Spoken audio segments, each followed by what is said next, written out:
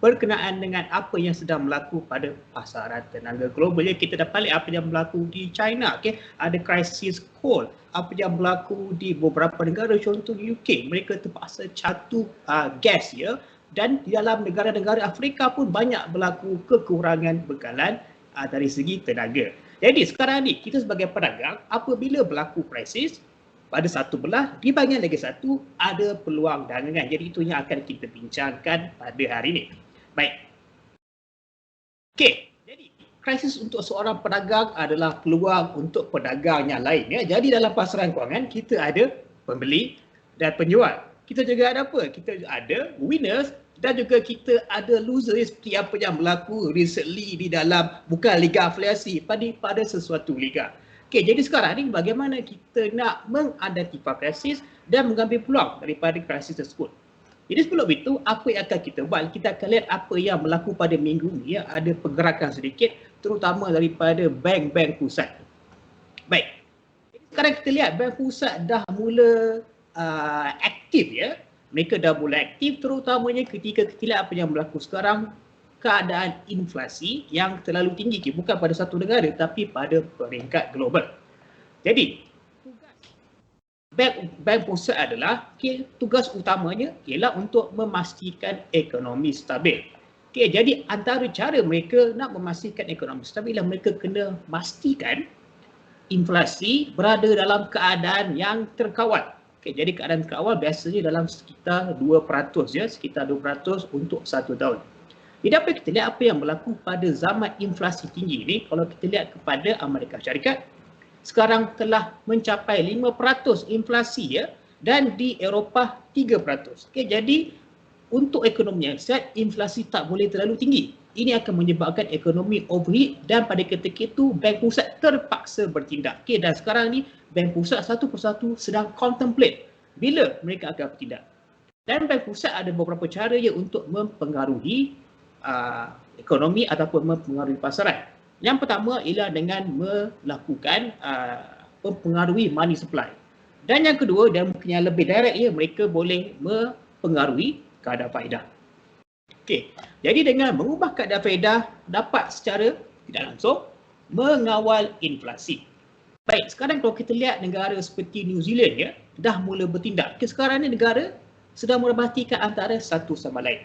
Negara ini buat apa, negara ini buat apa. Jadi mereka sedang tunggu dan mereka akan bertindak selepas itu. Sebagai contoh, kita lihat New Zealand, dah memulakannya.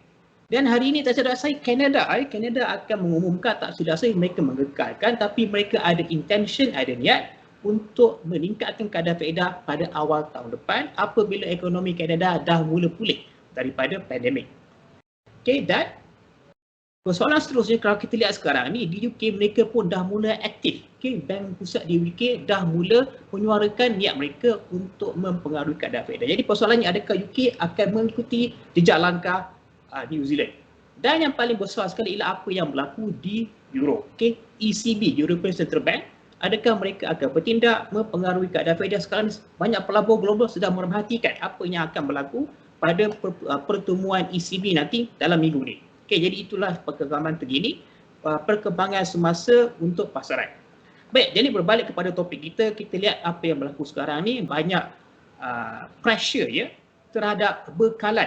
Bukan saja bekalan tenaga, bekalan komoditi, banyak pressure menekan bekalan. Dan apabila kita ada pressure pada bekalan, kita akan ada pressure menaik pada harga. Dan itu akan kita lihat seterusnya. Jadi, apa yang berlaku sekarang? Kita lihat pasaran sedang risk on. Jadi apa maksud risk on? Risk on bermaksud banyak duit, dana berpindah daripada aset yang kurang berisiko kepada aset-aset yang lebih berisiko. Jadi untuk itu kita akan refer kepada kitab kita. Kita ada kitab risk on versus risk off. Baik. Jadi kalau kita perhatikan apa yang berlaku sekarang semasa risk on, kita lihat pasaran saham sedang menaik. Pasaran saham menaik. Kalau kita lihat kepada S&P 500, telah mencapai lagi satu aras tertinggi all time high, baru saja berlaku.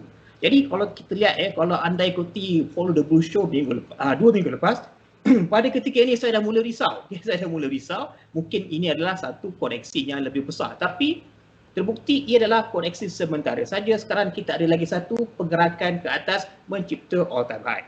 Okay.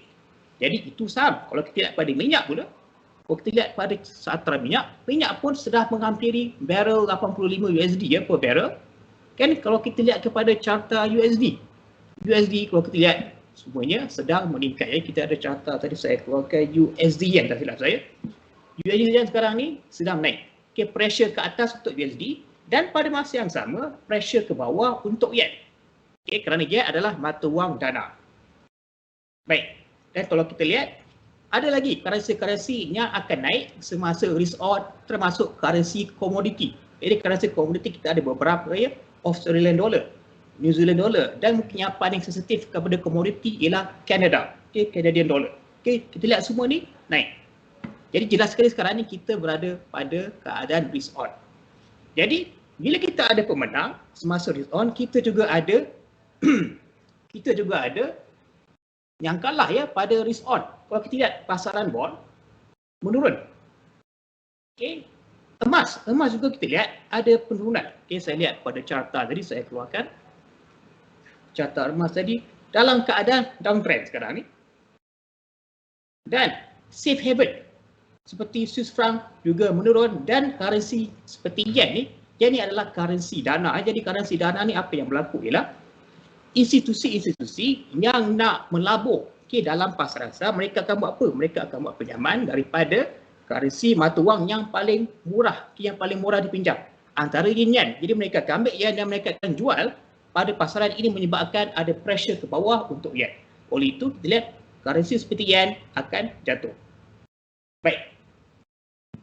Okey, apa ni soalan lain tadi?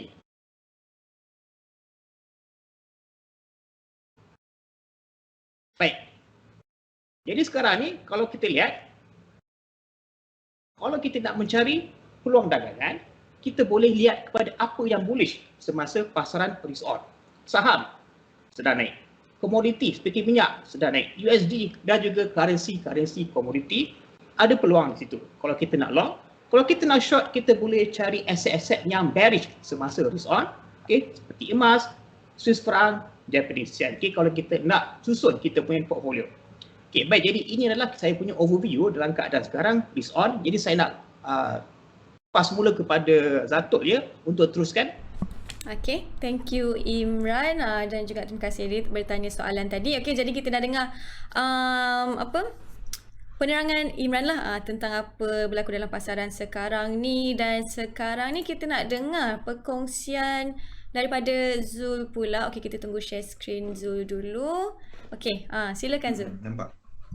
Okay, terima kasih Zatul. Assalamualaikum semua. Jadi topik kita pada malam ni adalah kepada krisis kepada tenaga, bukan krisis daripada kekurangan bekalan atau apa. Ini adalah kepada tekanan inflasi disebabkan oleh, antara penyebab dia adalah kepada peningkatan kepada harga tenaga, sumber tenaga. Seperti Imran sebut tadi, kepada arang batu di China, itu disebabkan oleh bencana alam, banjir dekat China. Kita ada untuk untuk yang membimbangkan saya pada waktu ni sebenarnya ini kita ada satu chart ni, nama dia adalah Fidelity MSCI Energy Index.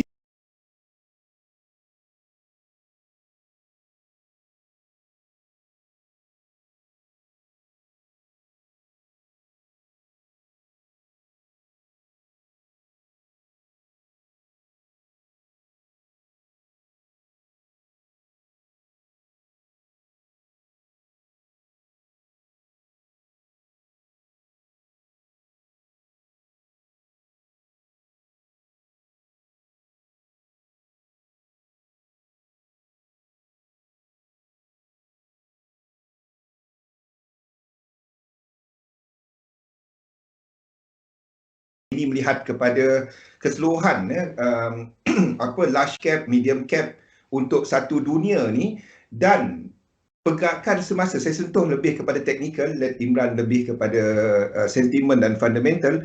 Tetapi apa yang kita sedang lihat adalah this move yang menunjukkan bahawa kita ada satu pergerakan yang membuat higher high di sini berlaku dengan momentum. Jadi kalau kita ambil daripada sudut Elliott wave dia, kita jangkakan ini adalah wave 3. Semasa ni kita ada satu wave 3 dan akan berlaku wave 4 belum lagi, dan satu lagi sebelum kita ada pullback, dan yang membimbangkan sampai ke atas chart ni, terlebih daripada chart ni. Satu pergerakan dengan momentum yang lebih tinggi dalam wave 3 of 3 of 3. Apa maksud dia? Inflation. Jadi bukan hanya kita yang tengok chart ni, bank-bank pusat satu dunia juga melihat kepada chart ni. Pada semasa untuk Federal Reserve masih memegang kepada, yes, there are some FOMC members yang memegang kepada inflasi yang berlaku sekarang adalah temporary, but you are looking at bahasa yang lebih start nak bertukar. Dia dah nampak bahawa ada kemungkinan inflasi itu kekal. Beza post COVID-19 dengan apa yang berlaku pada 2008-2009, economic slowdown, housing bubble, adalah pada 2008-2009 ekonomi jatuh sebab orang berhutang, over leverage, orang berhutang, dan apabila bank pusat bertindak, apa yang berlaku adalah kita ada inflasi yang naik tetapi tak terlalu tinggi sebab masalahnya orang memang tak ada duit. Jadi dia nak buat hutang baru, dia dah ada hutang lama. Kali ni, apa yang berlaku pada tahun lepas adalah apabila ekonomi jatuh tu bukan sebab hutang. Dia disebabkan oleh masalah kesihatan, pandemik COVID-19. Jadi kita ada institusi-institusi, kita ada individual investors yang ada duit. Masalahnya ekonomi tak buka dan ekonomi jatuh pada waktu tu. Dan bukan masalah hutang. Itu beza dia. Jadi apa yang berlaku sekarang ada kemungkinan apabila, bukan ada kemungkinan, kita dah mula nampak inflasi itu creeping in the economy yang saya nampak, dan apabila impact daripada polisi fiskal dan juga polisi monetary mula perlahan, kita akan nampak kemungkinan satu yang orang tak suka nak sebut lah, stagflasi. Stagflasi ni adalah satu apabila ekonomi lebih rendah, mula menurun, kita ada inflasi yang tinggi. So, economists are talking about that, dan antara penyumbang dia apa yang kita kongsikan dekat chart semasa, iaitu kepada pergerakan dekat minyak ni contohnya, ni adalah kat energy index, keperluan untuk energi, ekonomi dibuka dan semua orang memerlukan benda yang sama, dan ini boleh menekan lagi lah kepada inflation. Dan sejauh mana bank pusat punya polisi berkesan semasa stagflation itu belum dibuktikan dalam mana-mana teori ataupun apa-apa yang pernah berlaku dalam sejarah sebelum ni. Sebaliknya, sejarah pernah menunjukkan bahawa polisi monetary tak berkesan semasa sekiranya stagflasi berlaku. So interesting time, whether kita akan lihat kepada bank pusat mengetatkan polisi dia, menaikkan kadar faedah, can be a shock kepada ekonomi sekiranya kerajaan pada masa yang sama tidak bersetuju, ada masalah politik dan sebagainya untuk bekerjasama daripada sudut fiskal untuk membantu kepada ekonomi. So, very interesting thing kepada apa yang sedang berlaku sekarang. Nampak pada gold yang makin naik ke? Gold masih sideways. Anda tanya turun ke naik ke? Saya duk cakap dia tengah sideways. Energi yang selalu kita dengar kan, inflation, gold sebagai apa, inflation defense, loss of purchasing power, orang cari untuk simpan gold. Tetapi saya tak ada chart dia pada waktu ni. Saya pernah naikkan satu chart dahulu di mana kalau kita tengok correlation gold dan inflation, dia tak cantik, correlation dia tak tinggi. Inflation turun pun gold naik, inflation naik pun gold naik. So nak kata correlation, not really kalau kita ambil inflasi kepada gold. Kalau kita tengok dekat chart, tetapi selalu kita dengar teori mengatakan bahawa gold, inflation naik, gold naik. Yes, shorter term, tetapi kalau kita tengok daripada sudut chart ni, inflation naik, gold pun naik. inflation turun, gold pun naik. Macam mana tu? So nak kata korelasi dia agak tak, saya tak nampak penggunaan dia macam tu lah. But what we are looking at now adalah tenaga. Kita akan lihat kepada chart yang lain selepas ni dan bincangkan apa peluang-peluang dagangan yang wujud. Imran dah sentuh tadi mengenai Japanese yen dan juga kepada some of energy punya instrument. Kita akan bincangkan selepas ni. Kita kembali kepada Zatul. Okay, thank you Zul. Jadi tu dia pendapat Zul tentang kita punya topik pada hari ini. Yang mana baru join, apa topik yang dibincangkan oleh kami dalam rancangan malam ni ialah, biar saya bacakan lagi sekali ya, pasaran tenaga global daripada krisis menjadi peluang dagangan. Itulah yang dibincangkan daripada Zul dan juga Imran tadi. Dan kalau ada sebarang pertanyaan, boleh tanya dekat ruangan komen. Nanti Zul ataupun Imran tolong jawabkan. Okey, jadi Imran, kita kembali kepada Imran. Ada penambahan lagi tak tentang kita punya topik ni? Ya, saya ada dah. So, saya nak kongsikan beberapa aset yang saya telah perhatikan. Mungkin ada wujud peluang dagangan di situ. Ia juga kena mengena dengan tema kita pada hari ini ya. Okey, ada apa-apa nak share screen dulu ke kat sini Imran? Okey, boleh. Okey. Okey, kejap. Saya nak share screen. Nampak ke? Okey. Alright, silakan Imran. Okey, jadi macam tu ini kita rujuk balik kepada kitab risk on risk off kita. Jadi kita sekarang ni clearly berada pada keadaan risk on. Okey, di mana pelabur optimistik. Okey, pasaran saham menaik dan ada perkembangan dari segi ekonomi ya.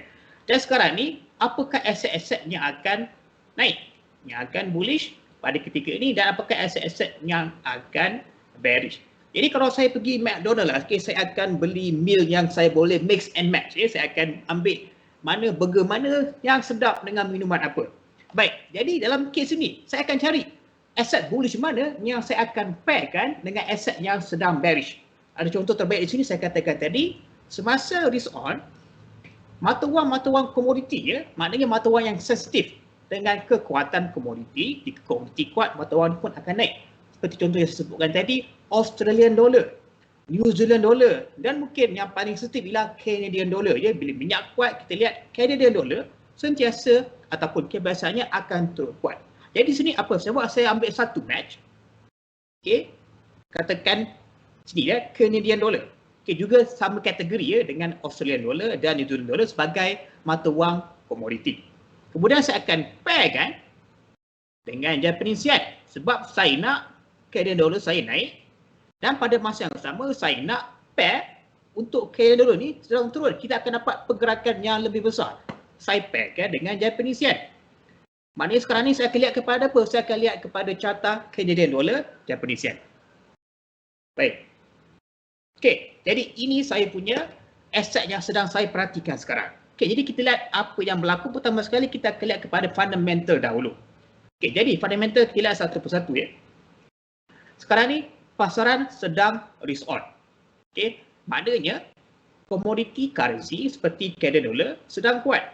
Okey, kalau bukan saja Canadian dollar ya, kalau kita lihat kepada New Zealand sedang kuat. Australian dollar pun sedang kuat. Jadi kesemua aset mata wang komoditi ya sedang kuat sekarang ni. Dan Canadian dollar juga adalah termasuk salah satu daripadanya. Dan pada masa yang sama, semasa risk on, Japanese yen akan lemah. Kenapa? Japanese yen adalah mata wang dana. Saya sebutkan tadi, mata wang dana ni ialah apabila semasa risk on, pelabur-pelabur, terutamanya pelabur besar ya, daripada institusi yang ada dana besar ni, mereka akan apa? Mereka akan membuat loan, mengambil mata wang yang paling murah untuk dipinjam. Jadi mata wang yang paling murah untuk kita pinjamkan, maknanya mereka ada faedah rendah, adalah contohnya Japanese yen. Mereka ambil Japanese yen ni dan mereka akan pump dekat pasaran sampai menekan Japanese yen. Oleh sebab itu Japanese yen akan turun. Okey, ini daripada segi fundamental. Baik, jadi kita lihat pada segi teknikal pula. Okey, kalau dari segi teknikal kita lihat sekarang ni, harga telah melakukan breakout je. Breakout di mana? Di sini. Okey, saya tandakan warna merah. Ini adalah breakout, berlaku dalam 2 minggu lepas ya. 2 minggu lepas berlaku breakout. Okey, di sini. Okey, melepasi aras rintangan yang dulu. Jadi sekarang ni dah melepasi aras rintangan dulu, berlaku breakout. Jadi apa kita perlu buat? Kita akan tarik Fibonacci. Jadi ini Fibonacci ada teknik ya, kita nak menentukan jika berlaku pergerakan ke atas, kita lihat sampai mana dia boleh pergi. Kita boleh menggunakan Fibonacci untuk menjangkakan sasaran harga. Okay, kalau siapa yang nak ikuti, kita ada kelas khas tentang Fibonacci pada webinar kita harian. Baik, jadi balik pada carta ini, apabila kita buat tarik Fibonacci, Fibonacci extension, kita nak lihat sekarang ni, harga dah berjaya melepasi aras rintangan ini. Kita nak tahu sampai ke mana dia boleh pergi. Kalau kita tarik Fibonacci, ada beberapa aras penting, iaitu aras 127% dan aras 161.8%, dan ada lagi dua aras di atas. Okay? Aras 261 dan aras 423 ke atas. Itu juga adalah arah-arah penting untuk Fibonacci. Jadi sekarang ni jelas sekali harga dah sentuh, harga dah sentuh pada aras 127 Fibonacci. Okey, tempat-tempat dia sentuh je berlaku rintangan. Okey, harga patah balik. Jadi sekarang ni aras yang menarik bagi saya ialah aras rintangan yang dulu ni, kalau kita ikutkan analisa teknikal, aras rintangan apabila berlaku breakout berpotensi menjadi aras sokongan di masa hadapan. Jadi saya tandakan kawasan ini, jika sekarang ni berlaku pullback dan pullback ni menghormati aras sokongan ini, saya berjangkakan pergerakan ini akan terus menyambung. Okey, kerana di latar belakang pada background carta ini kita ada fundamental yang sangat kuat. Risk on, commodity currency kuat dan peninggian negara lemah. Jadi ini ada momentum lagi untuk kita lihat terus bergerak. Jadi kalau dia terus bergerak, sasaran saya di mana? Sasaran saya pertama, lagi sekali dengan menggunakan Fibonacci ialah pada aras 161.8. Ini adalah sasaran pertama saya. Kalau kuat lagi momentum, boleh pergi kepada sasaran kedua juga menggunakan Fibonacci. Saya tarik sikit. Di sini 261. Nampak 261 di sini. Inilah sasaran saya yang kedua. Dengan menggunakan Fibonacci jika ada momentum. Jadi buat masa ini saya memerhatikan arah sokongan. Jika arah sokongan ini dihormati, respected, dan harga pantul ke atas daripada arah sokongan ini, jika dia berlaku, saya menjangkakan akan ada pergerakan pergi sekurang-kurangnya pergi pada aras 161.8, iaitu dalam 95.261 pada sekitar ini. Jadi saya bullish pada Canadian dollar. Dan saya lihat fundamental ada sebab fundamental, dan saya lihat technical juga ada reason technical. Jadi ini saya punya aset yang pertama. Aset yang kedua juga ialah berkenaan dengan komoditi tenaga. Kita lihat apa yang berlaku pada oil. Jadi ini adalah oil futures WTI. WTI. Baik. Jadi fundamental inflasi komoditi seperti yang Cik Zuli mention tadi tentang tekanan pada inflasi yang menyebabkan harga komoditi global meningkat. Kemudian kedua, pasaran sedang risk on. Pasaran sedang risk on, kalau kita kembali kepada kitab tadi, kitab kita tadi, minyak akan meningkat semasa risk on. Jadi kita berbalik pula. Kemudian kita lihat kepada sebab yang ketiga, inventory minyak Amerika Syarikat baru-baru ni jatuh jatuh maknanya surprisingly lebih rendah daripada yang dijangkakan. Bermakna bekalan kurang, bila bekalan kurang harga akan naik. Ini adalah supply and demand punya relationship. Dan akhir sekali ialah mungkin kita tak sebut, kita tak sentuh, kita lupa nak sentuh, ialah tentang masalah supply chain. Masalah supply chain ini masih lagi berlaku hinggalah ke hari ini. Sebab utama ialah kenapa kebanyakan negara baru saja nak mula buka ekonomi. Ada banyak backlog. Contohnya backlog bukan saja pada supply chain import-export. Saya nak hantar kereta servis pun ada backlog. Saya kena tunggu. Saya kena tunggu kerana sekarang ni orang belum berlumba nak melakukan aktiviti ekonomi. Jadi itu juga menyebabkan masalah kepada supply chain dan ini akan menyebabkan harga komoditi meningkat. Itu fundamental. Kita lihat kepada technical pula. Jadi lebih kurang apa yang berlaku pada carta Canadian dollar Japanese yen. Kita lihat sekarang ni yang berlaku breakout Berlaku breakout di sini dalam 2-3 minggu lepas melepasi aras rintangan. Jadi saya pun nak note sini pun ada satu sokongan yang kuat kat bawah ni. Tapi sekarang pergerakan dah mula bergerak. Ini adalah pergerakan breakout melepasi rintangan. Pullback belum berlaku lagi. Jadi sekarang ni kita lihat harga dah sampai ke sasaran pertama. Kenapa saya katakan ini sasaran pertama? Teknik yang sama. Saya gunakan Fibonacci. Saya tarik Fibonacci, keluar arah-arah penting ni, arah 127, 161.8 dan seterusnya. Jadi sekarang ni aras pertama dah sampai. Jadi ada tak momentum untuk meneruskan perjalanan? Itu saya punya persoalan sekarang.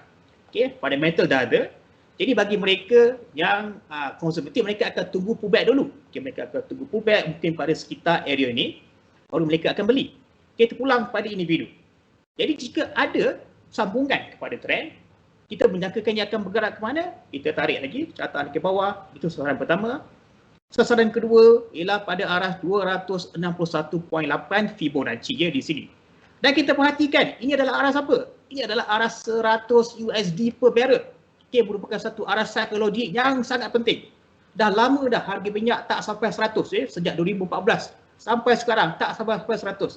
Okay, jadi itu merupakan arah psikologi yang jika harga minyak berjaya sampai ataupun mendekati, bermakna kita sekarang ni berada pada keadaan momentum yang sangat kuat untuk aset ini kan. Tapi buat masa sekarang, adakah nak beli? Bagi saya sekurang-kurangnya tunggu pullback dulu. Tunggu pullback dulu. Kalau bagi mereka yang konservatif, tapi kalau yang tak terus masuk, pegang tapi dengan berjaga kawalan risiko, okey. Dan kita ada lagi room di sini untuk bergerak ke 100 USD ya. Jika risk on masih lagi perterusan dan risk on ni ada momentum. Baik, jadi itu saja daripada saya. Zato, mungkin Encik Zuli ada nak tambah beberapa lagi aset-aset yang menarik ya untuk kita ambil peluang. Okay, alright. Thank you Imran. Semestinya ada lagi penambahan daripada Zul. Kejap kita tunggu dulu share screen. Okay, nampak dah. Alright, silakan Zul. Okay, breakout tadi buku kepada ni dekat indeks utama juga kita dah nampak pergerakan serupa. Yen pair break higher high, kita ada untuk indeks yang juga break higher high. Ini adalah untuk S&P 500 yang break dia punya high di sini dan sekarang ni sedang membuat higher high yang baru. Dan any pullback saya berminat untuk S&P 500. Inilah untuk S&P 500 secara besarnya. Saya sedang menunggu satu pullback. Sekiranya pullback tu berlaku, ingat minggu depan kita ada FOMC di mana FOMC dijangka akan mengumumkan pengurangan pembelian aset dia berjumlah 15 bilion, 10 bilion untuk treasuries, 5 bilion untuk mortgage backed securities. Total 120 bilion dijangka tamat pada pertengahan tahun depan. Maksudnya liquidity pasaran tu ditarik balik. Duit tu macam anda punya loan tu dikurangkan lah, lebih kurang macam tu lah. Itu ambil secara kasar lah ya. Jadi the thing is, saya menunggu satu pullback. Saya tak nak bila terus break, terus masuk, maksudnya kita beli pada harga yang mahal ya. Jadi saya mencari apabila berlaku pullback untuk S&P 500 sebab trend higher high dia dah ada. Ini adalah higher high previous, ini adalah higher low, dan kita dah ada siri pergerakan tu adalah berterusan ya. Jadi sekiranya dua ni berlaku, pullback ni berlaku, saya berminat untuk mencari satu peluang untuk nak masuk dalam market. Pergerakan serupa kita nampak untuk contohnya dekat Dow Jones contohnya. Dekat Dow Jones kita ada higher high juga. Ini pun break, so dua yang sama saya pun mencari peluang untuk long. Kita ada untuk Nasdaq ni belum lagi. Kalau kita lihat kat sini hampir untuk membuat higher high. Sekiranya Nasdaq break higher high malam ni, this pullback 2, saya mencari juga peluang untuk long. Itu adalah untuk 3 indeks dekat US. Tetapi untuk indeks-indeks lain, kecuali satu je yang saya minat, iaitu kepada FTSE ya. Sebab FTSE adalah antara yang terawal breakout, sebabnya indeks ni banyak syarikat-syarikat dia terlibat dalam dalam commodity market dan kita ada pricing commodity yang melonjak. Dan FTSE adalah antara indeks utama yang first break berbanding dengan indeks-indeks lain. So pullback di sini apabila FTSE selesai melakukan 5 swing ni, 1, 2, 3, 4 dan 5. So this pullback nanti saya mencari peluang untuk nak ikut balik trend. Masalah supply chain ini kaitan dengan komoditi apa selain oil. Telefon anda pun sama leh. Phone anda kita dengar daripada kenyataan daripada Microsoft semalam. Microsoft Surface pun dia orang nak keluarkan pun payah kan. Apple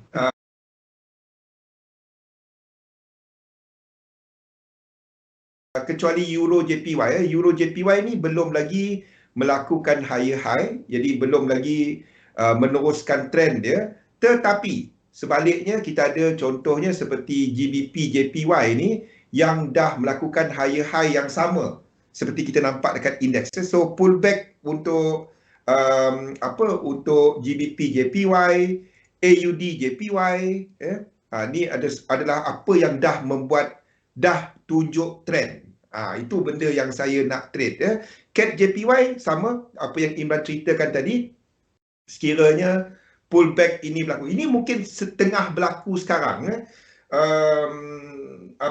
But I'm looking at USD JPY. Kunci dia, kalau siapa ikut sesi saya petang tadi, kunci dia adalah kepada USD JPY. Sekiranya USD JPY ni melakukan correction yang lebih besar, dan itu mungkin menandakan bahawa indeks juga melakukan correction kalau ini berlaku lebih besar. Kalau dia melakukan correction yang lebih besar, if that happen, correction yang lebih besar, then bagi saya indeks dah memulakan correction yang lebih besar. Kita ada untuk US dollar, saya jagakan satu lagi kekuatan dolar. Gold masih ke bawah, but gold saya tak minat sebab masih pergerakan sideways, belum nampak trend dia. But sebaliknya, yen pair, indeks adalah dua kumpulan instrumen yang saya cari peluang untuk nak long, cari peluang untuk nak masuk. Jadi itu daripada saya, Zatul. Okay, thank you Zul. Ringkas, apa perkongsian daripada Zul dengan Imran boleh malam panjang, ni? Boleh panjang. Jangan risau, kita ada masa 8 minit lagi, okay? Jangan cabar satu. Takut. Sampai pagi esok. Habis ni. Jangan sambung esok. Okey, jadi kalau yang mana nak tanya soalan lagi, okey, jangan risau, kita ada masa 7 minit lagi, okey. Kalau nak bertanya soalan, okey, sambil-sambil tu jom kita jap. Ada apa-apa perkongsian lagi ke? Ada penambahan lagi daripada Imran ataupun Zul tentang kita punya kita punya topik malam ni sebelum saya nak tukar skrin pula? Ada nak kongsi skrin tak?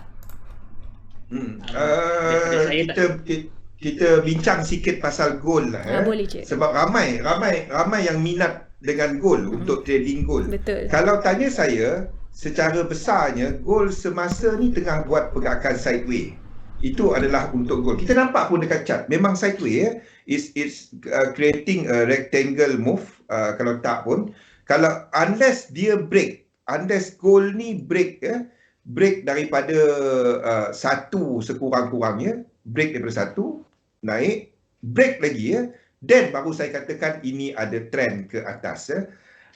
Apa pun, saya tak akan cari peluang untuk nak short gold. Kalau dia jatuh pun saya cari peluang untuk long dalam situasi semasa. But I do expect untuk gold buat this move sebelum dia naik balik. Itu lebih disebabkan oleh jangkaan bahawa kita ada US dollar yang masih mempunyai ruang untuk melakukan pergerakan ke bawah. Itu lebih disebabkan oleh dolar. Tetapi pergerakan ke bawah untuk dolar ni tak perlu. Dia dah sampai dekat kawasan support. Ini adalah satu support untuk dolar. Ini dalam kes ni euro US dollar. Sejak movement dia dari Januari tahun ini, so this move dah sampai kawasan dia. Cuma disebabkan oleh structure dalam Elliott dia panggil sebagai zigzag. Kita jangkakan ini buat 5 wave, 1, 2, 3, 4, 5, 3 wave, lepas tu 1, 2, 3, 4 dan 5. Tak tahu kenapa saya punya mouse ni menggeletar. 5 wave, jadi cacing dia. 5, 3, 5. Tetapi structure ini juga, kalau setakat Elliott wave, kita boleh lukis dia sebagai WXY ataupun double correction. Di mana kalau dia double correction, ini dah habis dan ke atas. Kalau ini berlaku, gold naik ke atas. So apa pun, gold sideways, dolar dalam zone support, zone resistance kalau dolar lah. Jadi untuk dollar pair saya tak nampak. Sebab itu saya lebih kepada indeks dan juga kepada yen pair tadi instead of dollar. Sebab saya jagakan pergerakan dolar lebih tidak menentu. Kita ada FOMC pada minggu depan. So pergerakan dolar masih lagi tidak menentu lah. Tu yang saya lihat. Ya, pada waktu ni gold masih lagi sideways. That's why saya tak dapat nak katakan dia naik ke atas boleh, turun ke bawah boleh. It's at the mercy of movement untuk dolar. Tu sebabnya it's hard for me untuk nak katakan trend dia ke atas sebab structure dia belum melakukan structure higher high ataupun lower low. Kalau sebatang candle tu payahlah nak katakan dia naik ke turun kan. Sebabnya sebatang naik untuk gold, sebatang turun untuk sebatang naik untuk euro US dollar. Kalau dia buat higher high ataupun lower low, mungkin itu satu structure baru. Tetapi kalau kita lihat balik kepada gold tadi kepada gold tadi, even dekat H1 ni sebatang ni belum buat trend. Kecuali ada tengok yang ni dekat M1 lah. Mungkin dia trend. Mungkinlah kalau anda trade di time frame yang lebih kecil ya. Tetapi even dekat hourly ni tak ada apa-apa, ini sideways. Tu yang saya nampak sekarang lah. Kena buat 4 jam pun tak cukup nanti Zatul. Jangan. Dia anda cakap. Jangan. Alright, tu last sekali lah tentang gold favorite semua orang tu. Okay, jadi itu saja yang kita sempat. Jom kita pergi ke screen frame berikutnya. Okay, alright. Jadi 3 minit terakhir ni macam biasa kita nak dengar rumusan. Kita nak dengar rumusan tentang topik kita hari ni, pasaran tenaga global daripada krisis jadi peluang dagangan. Okay, apa kata Imran tentang topik ni? Okey, terima kasih Dato'. Jadi kita dalam pasaran kewangan kita ada 2 side. Okay, kita ada penjual, pembeli, kita ada pemenang, kita ada yang kalah. Jadi pastikan kita tahu kita nak berada pada side mana. Dan kalau kita lihat kepada trend-trend ya, risk on, risk off, aset akan bergerak. Ada aset yang naik, ada aset yang turun. Kita ketahui keadaan semasa dan kita pastikan kita berada pada side yang sedang menang. Okay, kita berada pada side 5 ya, dan bukan pada side yang kosong. Okay, itu saja daripada saya. Okay, thank you Imran. Zul pula macam mana? Saya amat setuju yang 5-0 tadi lah. Saya amat setuju. Sokong yang merah yang betul. Okey. Jadi dia sebenarnya dalam trading ni tak ada market tak bagus. Dia sentiasa, kalau market tak bagus tu dia sideways. Itu tak bagus. Dia jalan 2 pip naik, 2 pip turun. Itu tak bagus. Itu bagi saya lah. Naik bagus, turun bagus, tapi identify trend, ikut trend, kenal pasti dulu trend dan trade. Inilah masanya yang amat penting bila anda trade, anda lihat trend. Bila sideways, don't. Seperti apa kita nampak dekat precious metal tadi ya, gold dan silver, anda akan dapati pergerakan yang lebih berkecamuk. US dollar pun dia dah sampai kawasan resisten dia, lebih berkecamuk, sekejap naik, sekejap turun. Tetapi sebaliknya untuk yen pair, untuk indeks jelas dia dah buat higher high. Untuk yen pair jelas, untuk indeks US indices dan FTSE, bukan Europe index, bukan Europe punya indeks. UK tu dah keluar daripada EU, jadi kita boleh kata dia bukan European lah. Biarpun dia dalam benua tu. Saya cari peluang kepada yen pair, kepada indices dan kepada minyak tadi. Kalau anda dalam saham mungkin kepada energy punya companies, commodities punya companies, these are the things yang saya tengah carilah peluang. Itu yang saya tengah cari sekarang. Sokong. Sokong. Ustaz betul lah. 5-0. Demam 5-0 lagi berapa hari dah ni. Okey. Jadi setahun. Terima kasih Imran dan juga Zul untuk perkongsian dalam kita punya rancangan Follow the Bull Show malam ini, dan juga terima kasih kepada last kali test malam ni ada data cat. Okey. Alright, terima kasih kepada semua yang bertanya soalan dan juga bersama kami sampailah habis sesi Follow the Bull Show pada malam ini. Okey, esok kami bersiaran langsung seperti biasa jam 1 tengah hari mula. Esok kita ada semua, kita ada Zul, kita ada Imran, kita ada Siti Wani, kita ada Azni, semua ada esok jam 1 sampai jam 9 malam. Dan juga macam Encik Fauzi kita terangkan tadi, kita ada promosi besar-besaran sekarang ni, promosi dagangan perdana di mana saya dan juga Irina kongsikan setiap hari dekat ruang pendidikan. Okay? Jadi kalau nak tahu, nak tanya soalan lagi, boleh join kita punya ruang lanjutan Local XM jam 1 tengah hari sampai jam 9 malam. Okay, itu saja masa yang kita ada pada malam ini. Thank you lagi sekali Imran dan juga Zul. Thank you kepada anda semua. Kita jumpa pada esok jam 1 tengah hari hingga jam 9 malam pula. Okay, terima kasih semua.